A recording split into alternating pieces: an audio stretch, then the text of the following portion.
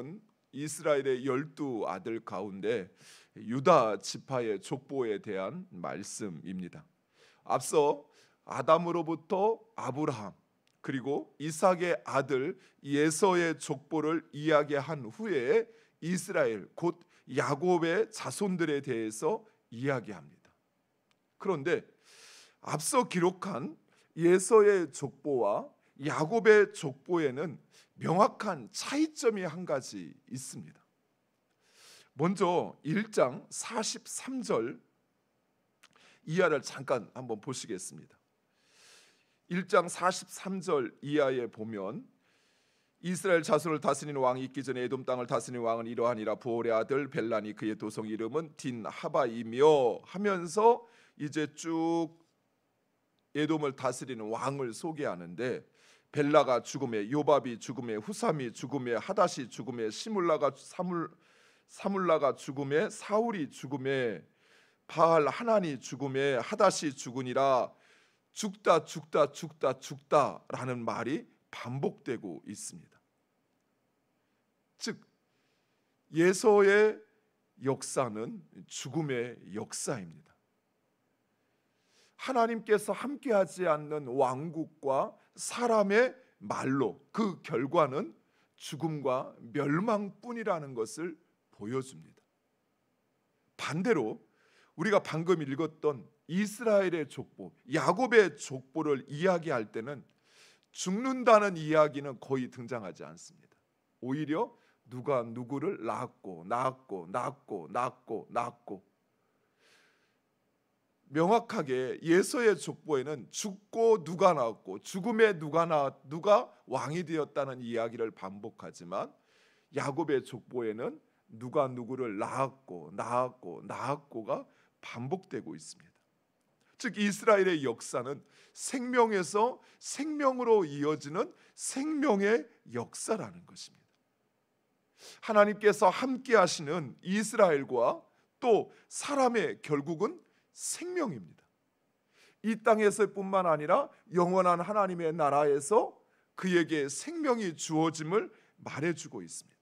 물론 야곱의 족보에서도 죽음이 종종 이야기되어지고 있는데 그 죽음에 대하여 이야기할 때에는 죄에 대한 하나님의 진노와 심판으로 인한 죽음의 경우라는 것이죠. 대표적인 것이 바로 유다의 첫 아들 에르였습니다. 여호와 앞에 악을 행함으로 하나님이 죽이셨다라고 기록하고 있습니다. 사랑하는 성도 여러분, 이처럼 하나님은 우리에게 생명을 주시고 그 생명의 역사를 이어가기를 원하십니다. 하나님은 우리의 창조주이십니다. 즉 우리에게 생명을 주신 분이십니다. 그 하나님은 생명을 존귀히 여기시며 생명의 지속과 번영을 원하시는 것입니다. 그래서 인간을 사망에 이르게 하는 이 죄를 제거하시어 사망에서 우리를 해방시키시오 우리로 생명을 누리되 영원히 생명을 누리게 하신다는 것이, 그리고 또한 우리로 그 생명의 전달자로 살게 하신다는 사실입니다. 사랑하는 성도 여러분, 우리는 생명의 전달자로 살아야 합니다. 즉 다른 사람을 살리는 이 생명의 복음을 전해야 한다는 사실이에요. 복음은 그로 죽음에서 생명으로 옮기는 구원의 통로입니다.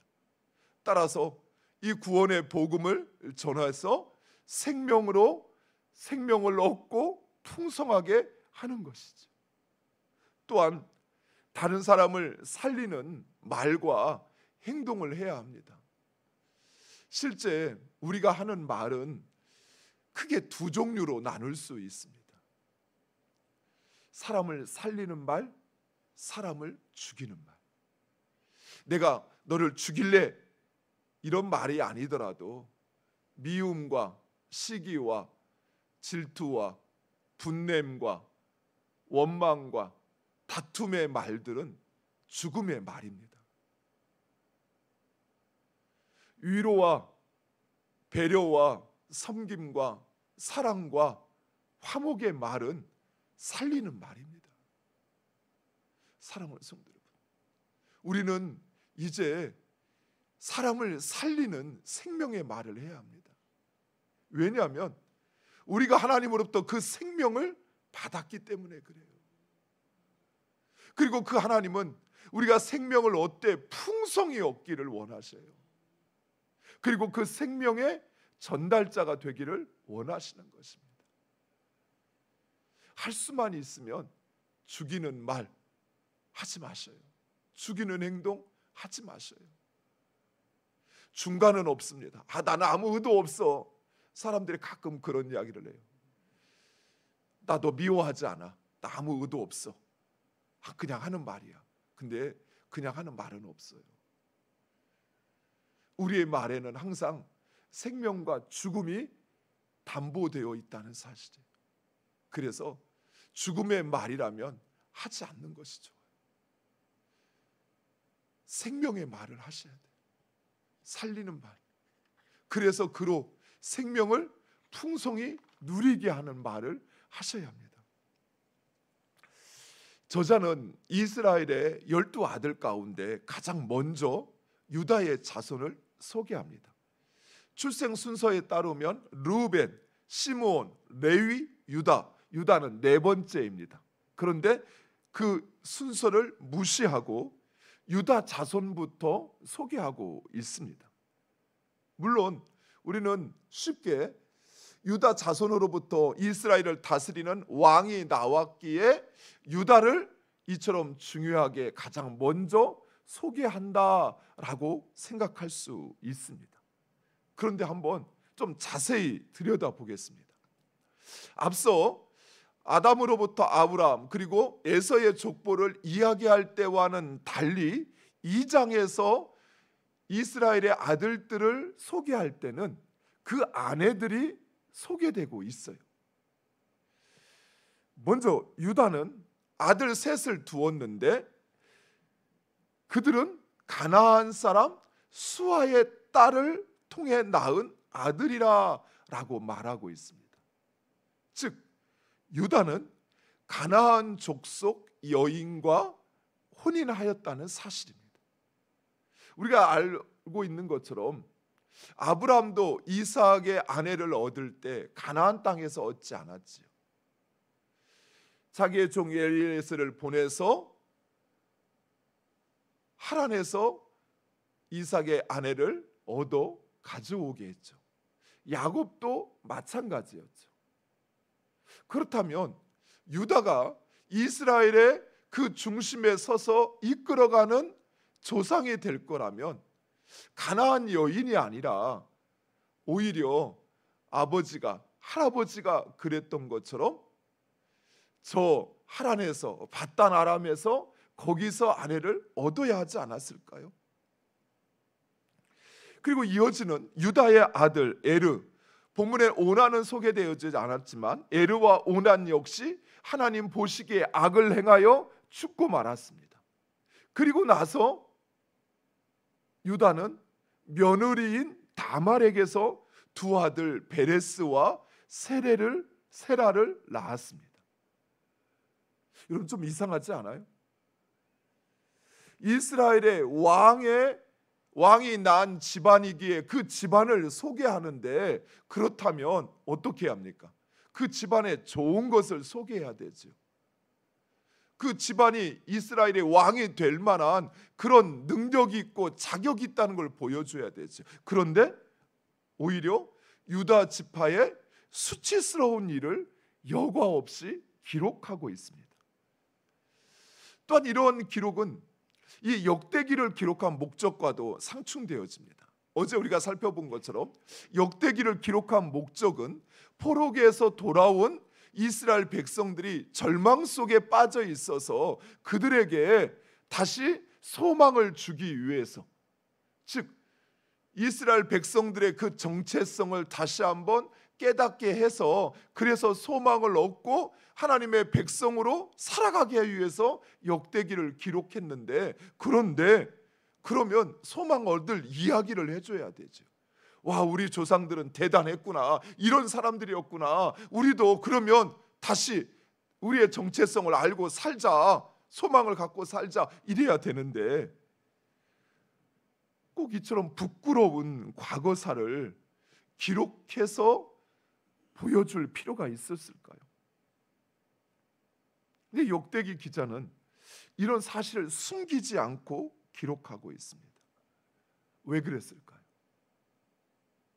그 이유는 바로 하나님께서 이스라엘 백성들을 사랑하시고 그들을 하나님의 백성 삼으신 그 이유를 설명하고자 하는 것입니다. 하나님께서 이스라엘 백성들을 자기 백성 삼으신 이유가 무엇이었을까요?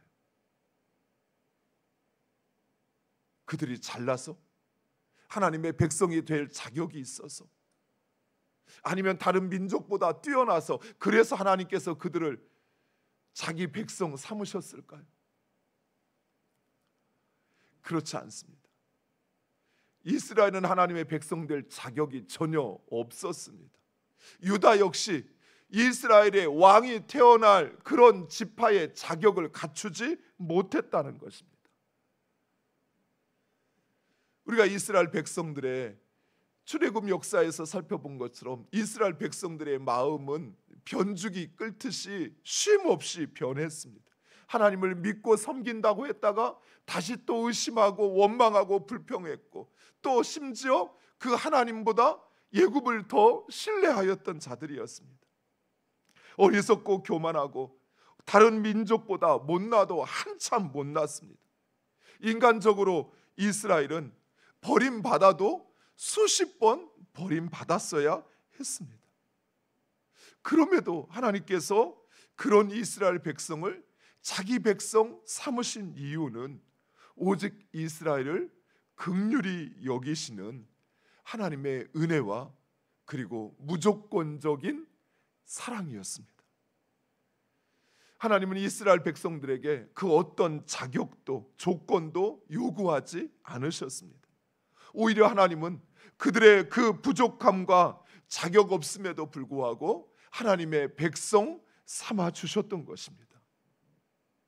그런데 더더욱 놀라운 사실은 이것이 바로 이스라엘의 소망이 된다는 사실입니다. 이스라엘의 죄악과 그 부족함에도 불구하고 하나님께서 그들을 자기 백성 삼아 주셨다는 사실은, 그래서 하나님은 결국 그들을 포기하지 않으신다는 사실입니다. 사랑하는 성도 여러분, 우리 역시 마찬가지입니다. 우리는 하나님의 자녀가 될 만한 자격도 능력도 없습니다.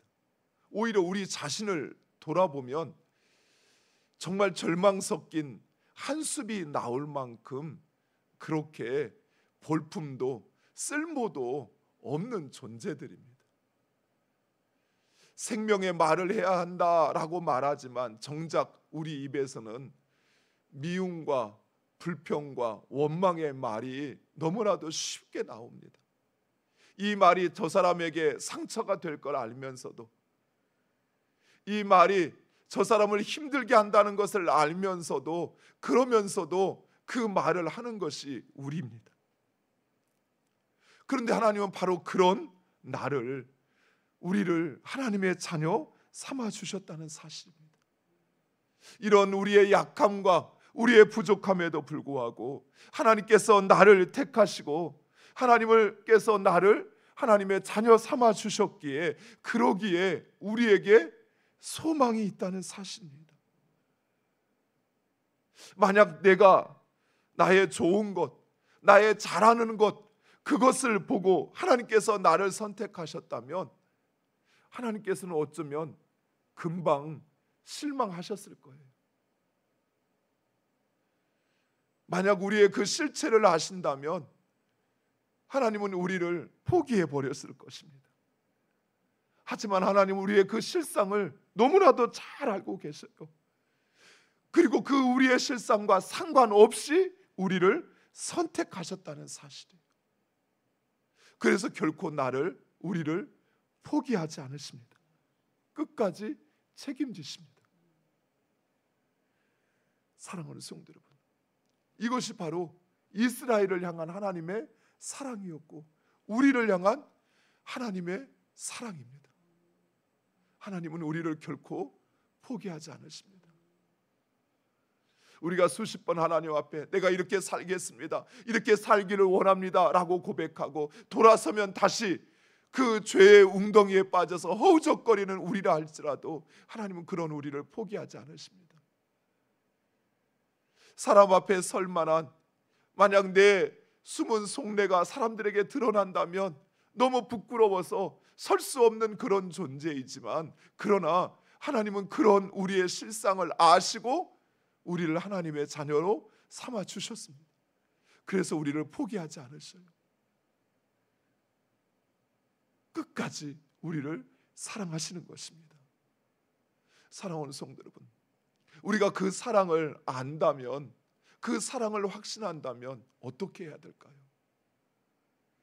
먼저 하나님께 감사해야겠죠.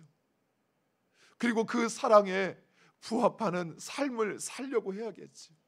그리고 또한 그 사랑으로 서로를 사랑해야 합니다. 내가 그 사랑을 받았기에, 그러기에 우리도 우리의 이웃과 우리의 지체를 그 사랑으로 사랑해야 한다는 것이, 그에게 생명의 말을 통해서 그의 생명을 더 풍성하게 만들고, 우리 공동체도 마찬가지, 문제 많고 부족한 많은 공동체지만 우리 하나님이 그것을 알면서도 우리를 만드시고 모이게 하셨던 것처럼 그 하나님의 뜻과 사랑을 알고 공동체를 향한 사랑의 말, 비난의 말, 불평의 말 이제 멈추고 사랑의 말, 생명의 말을 통해서 우리 공동체가 예수 그리스도의 생명으로 더 풍성하게 하는 그런 하나님의 사랑을 받은 우리 모두가 되기를 간절히 축원드립니다. 기도하겠습니다. 아버지 하나님 감사합니다.